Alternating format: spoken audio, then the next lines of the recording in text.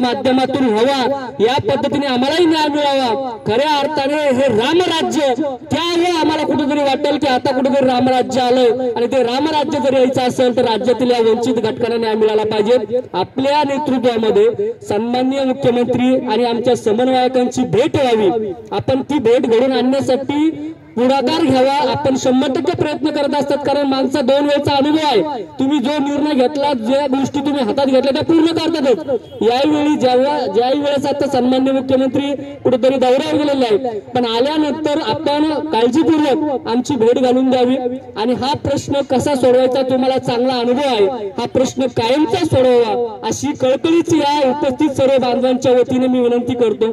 ताई, हा फक्त या ठिकाणी काही लोक, बहुतांश लोक बाहेर गेलेले आहे, पण जवळपास सकाळी 3000 लोक मैदानावर उपस्थित होते आणि येण्याचा जो ओघ आहे हा दिवसेंदिवस वाढत आहे. म्हणजे राज्यातलं हे आंदोलन अजून पेटू नये, अजून वाढू नये, यासाठी सरकारची भूमिका म्हणून आपण मध्यस्थी करावी अशी माझी आपणास विनंती आहे. 100% संवेदनशील मुख्यमंत्री आहे, त्यांच्यापर्यंत जर हा विषय गेला आणि पोटतिडकीने जर व्यवस्थित समजावून सांगितला तर एका मिनिटात हा विषय कायमचा ते मिटू शकतात, सोडू शकतात. एवढी ख्याती त्यांची आहे, हा मला माहित आहे. फक्त त्यासाठी आपण प्रयत्न करावं आणि आमच्या उपस्थित बांधवांना संबोधित करावं असं मी विनंती करतो. आणि मी काय बोलले होते, माझं क्लिप काढा. ज्या ठिकाणी मी पाऊल टाकते तिथे यश मिळवते, हे बोलले होते ना? बोलले होते का नाही बोलले होते तुम्ही सांगा, कुणाला आठवतो? बरोबर आहे सगळ्यांना. 1100 कोटी कोणी मंजूर केले? सुदर्शना त्रिगुण आहेत, नेहाताई गवळी, आपले बंधूंनी, तुम्ही, आपण, कुठल्या आमदारांनी मिळवले. 1100 कोटी जे मिळवले ना, याचं श्रेय फक्त सुदर्शना त्रिगुण आहे, तुमचं आणि संघटनेचं, नेहाताईंचं आहे का नाही? मी रोखोक बोलते म्हणून काही आमदारांना पण राग येतो. याच्यात आपले श्रीकांत भाऊ खूप चांगल्या प्रमाणात काम करतात, खूप तळमळीने काम करतात, पण मी रोखोक बोलते. तुम्ही म्हणतात 12 वर्षाचा जे रामाने वनवास भोगले, भाऊ रामाने 12 वर्ष भोगलेले, तुम्ही 20 वर्ष भोगताय. 20 वर्ष झाले ना, 22 वर्ष म्हणजे आपण हे 12 आणि 10 122 वर्ष, बरोबर आहे. आता वनवास भोगायची गरज नाही तुम्हाला, कारण की शिंदे सरकार आलेलं आहे, गरिबांचं सरकार आलेलं आहे, बरोबर आहे. 20 वर्षात झालं नाही, ते 2 वर्षात झालेले. मागे जर वळून बघितलं तर सगळ्यांना पण माहिती आहे, शिक्षकांचं प्रामुख्याने मुख्यमंत्री आणि शिक्षण मंत्री काम घेतात हातात. कारण की शिक्षक एक म्हणजे डॉक्टर घडवतो, इंजिनियर घडवतो, एक नागरिक चांगलं घडवतो आणि त्याला प्राधान्य पहिले दिलेलं आहे. मला आठवतं भाऊ, दिवाळीच्या वेळेस सुद्धा तुम्ही उपासनाला बसले होते आणि त्यावेळेस मी दिवाळीच्या 1 दिवस आधी सुद्धा आले होते. मी बोलले मी तुमच्या बरोबर दिवाळी करणार नाही, बरोबर आहे, मी करणार नाही बोलले होते. केली मी? नाही केली. दिवाळीच्या दिवशी सुद्धा मी सकाळी येऊन गेले इथे, बरोबर आहे. पण दिवाळीच्या नंतर मी आणि नेहाताई आणि आमचे शिष्टमंडळ, हे भाऊ पण सगळे साक्षी होते, वर्ष बंगल्यावर आम्ही सकाळी बसलो तर संध्याकाळपर्यंत सीएमची भेट घेऊनच जायचं. पहिल्या दिवशी नेहाताई, आम्ही आमदार, काही लोक भेटलो होतो. ज्ञानेश्वर म्हात्रे भाऊंनी पण याच्यामध्ये चांगलं रोल केलेला आहे. आम्ही 3-4 खूप चांगल्या प्रमाणात याच्यामध्ये काम केलं. त्यावेळेस बजेट अधिकाऱ्यांनी थोडं जास्त सांगितलं होतं आणि शिक्षण मंत्रींचं मत होतं की अघोषित फक्त आपण करूया, टप्पावाढ करूया, अघोषितचं नाही करायचं, म्हणजे असं मत होतं. कारण की अधिकाऱ्यांना त्यांच्या समोर मांडलं होतं आणि बजेट जास्ती होतं, 2500 कोटीचं वगैरे बजेट त्यांच्या समोर होतं. मी आणि नेहाताईंनी आम्ही बसून वर्ष बंगल्यावर पेन्सिलने लिहिलं, याच्यामध्ये फक्त 1200 कोटी 1100 कोटी लागणार आहे पैसा, याच्यामध्ये जास्ती लागणार नाहीये. आणि ज्यावेळेस शिक्षण मंत्र्यांशी आमची चर्चा झाली तर नेहाताई निराश झाले. मी त्यांना मिठी मारली वर्ष बंगल्यावरती की ताई निराश होऊ नका, आपण करूया, सीएम साहेबांना भेटूया. तो गरीबाचा व्यक्ती आहे, गरीबाचा वाली आहे, त्यांना माहिती आहे पोटाची भूक काय असते, रस्त्यावर बसणं काय असतं, माणसाची गरजा काय असतात, आपल्याला काय लागतं, एक अन्न, पाणी, वस्त्र, अजून त्याची जास्त अपेक्षा नाही ना. काही लोकांना घर, खूप लोकांच्या याच्यामध्ये रेंटवरती असेल, काही लोकांना तर खरंच याच्यामध्ये मुलांना शिकायला सुद्धा प्रॉब्लेम येतो, हे मला माहिती आहे, मी प्रत्येक जिल्ह्यामध्ये फिरलेले आहे.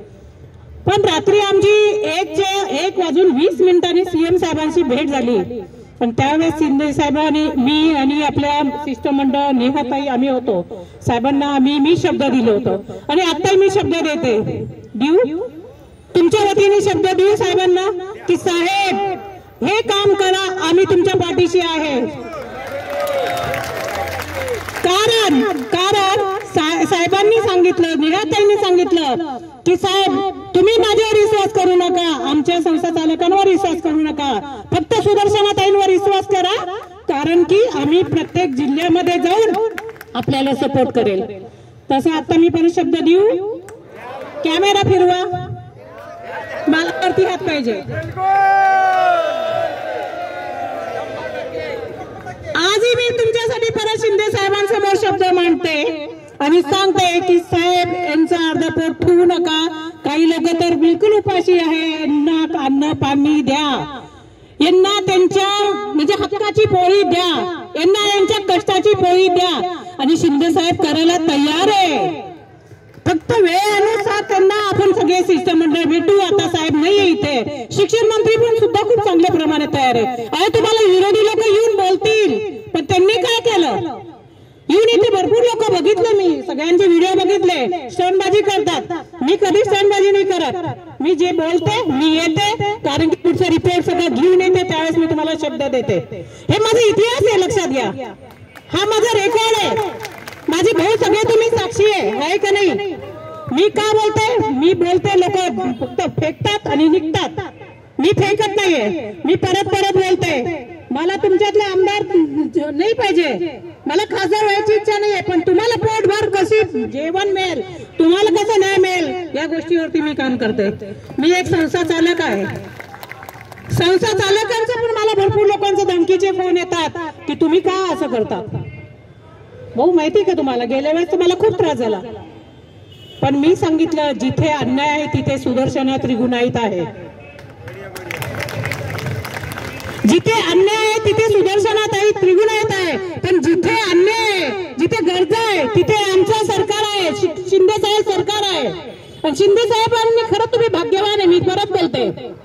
22 वर्षापासून आपल्याला आशा सोडली होती, याच्यातले काही लोक तर नाही पण राहिले, याच्यामध्ये काही लोकांची तर आत्महत्या केली, काही लोक गेले, काही लोकांनी निराशा सोडली, पण आज परत जागी झाले का की आपलं सरकार आहे, आपला व्यक्ती आणि नक्की ते न्याय देतील.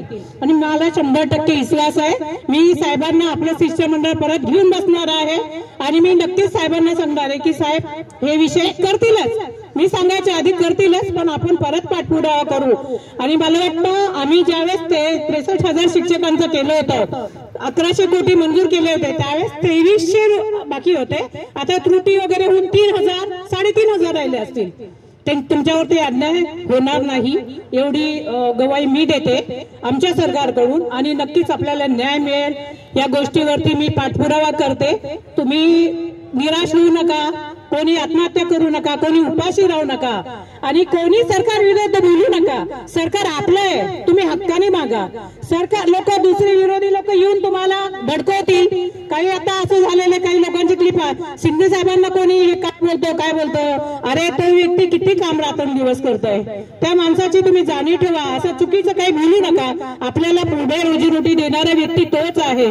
तुम्हाला मी सांगते, हे बाकीच्या लोकांना काही घेणं देणं नाही, विरोधी लोकांना येऊन भडकवतील. फक्त माझं एवढं सांगणं आहे की तुम्ही धीर धरा, तुमच्या बरोबर सरकार आहे, तुमच्या बरोबर मी आहे, तुमच्या बरोबर संघटना आहे, तुम्ही स्वतः म्हणजे एक आत्मविश्वास आहे की आमचं सरकार म्हणजे आपलं सरकार, शिंदे सरकार हे नक्कीच करणार. शिवसेना तुमच्या पाठीशी आहे. मी एवढंच बोलते आणि थांबते. आजपासून आतापासून पाठपुरावा तुमचं सुरू करते. शिंदे साहेब आल्यानंतर मी शक्यतो लवकरात लवकर मीटिंग लावायचा प्रयत्न करते.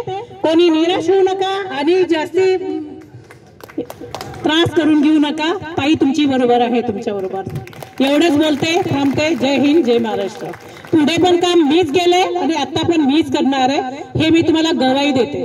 वेळ आली तर मी तुमच्या बरोबर पण उपोषणला बसेल, आमरणाला उपोषणला बसेल भाऊ, कारण की मी लढाऊ व्यक्ती आहे. माझं काही करायचं 3115 शाळांना मी परवानगी मिळवून दिलेली आहे आणि मी रोखोक बोलते. मी हे बोलत नाही की आतापर्यंत मी जर रोकटोक नसते बोलले तर मी मंत्री झाले असते, पण मला असं वाटतं की मी जनतेबरोबर आहे, गरीब जनतेबरोबर आहे, सामान्य लोकांबरोबर आहे, तुमच्या बरोबर आहे. एवढंच बोलते, थांबते. जय हिंद, जय महाराष्ट्र. थँक्यू.